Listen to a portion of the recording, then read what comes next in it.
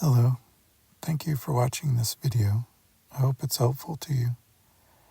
The topic today is on how people who went into repeated collapse as children are biologically and physiologically primed for long-term collapse later in life. Every time a child enters a collapse state, the neural circuitry governing that response, the dorsal vagal complex, gets reinforced. A substance called myelin coats these nerve fibers, making signals travel along them faster and more efficiently. In short, the brain gets better at what it practices, and children raised with this defense mechanism have a lot of practice using it. The result for an adult with this history, the threshold to trigger a collapse is much lower.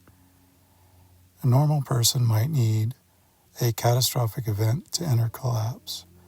A survivor of childhood abuse might enter that same physiological state from repeated perceived mistakes or disappointments. Their body knows this move too well. Because the child could not fight or flee, those active survival circuits were rarely successful. The consequence, the child survivor often lacks a graduated stress response. They don't just get annoyed or nervous. When stress hits, their system bypasses the active defenses because it believes they won't work and plummets straight into the basement of collapse. It's an all-or-nothing system. This ties back to learned helplessness. The brain associates feeling overwhelmed with being helpless.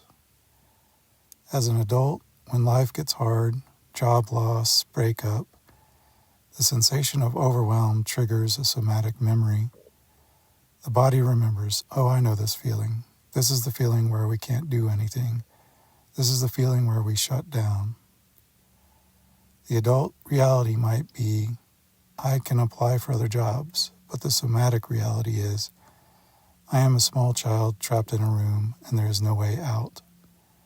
The biological collapse overrides the logical reality. When an animal wakes up from collapse, playing dead, it shakes off the energy and runs away. It feels no shame. When a human adult wakes up from a partial collapse, example, a day spent in bed, unable to move due to flashbacks, they attack themselves. Why are you so lazy?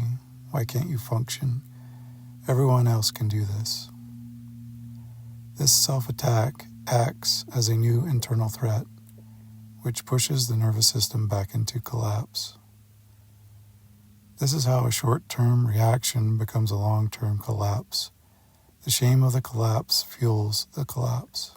The adult who collapsed as a child is not choosing to give up. They are battling a nervous system that was expertly trained to shut down in the face of pain. The no-win scenario they perceive in adulthood is a valid interpretation of their internal reality, even if it doesn't match the external possibilities. In short-term collapse, like during child abuse, the child is trapped. They can't fight or flee. They can't freeze and hope the threat goes away. They can't fawn and talk their way out.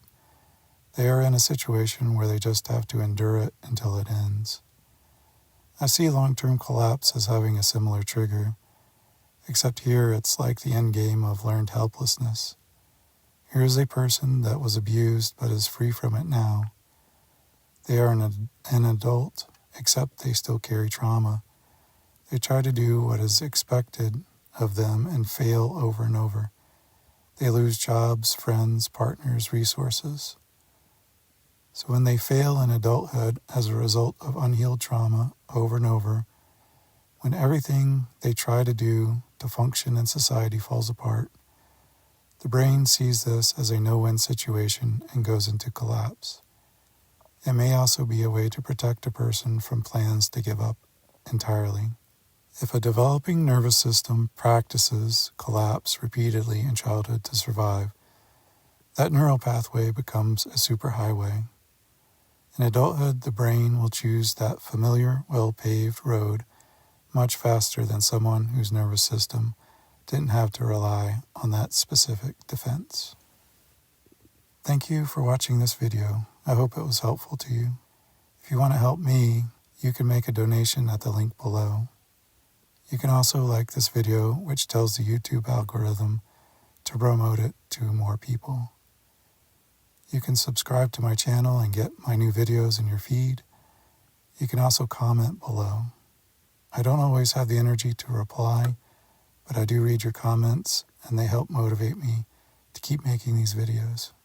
Thank you again, and I hope we all can find ways to better live and thrive with these mental health burdens.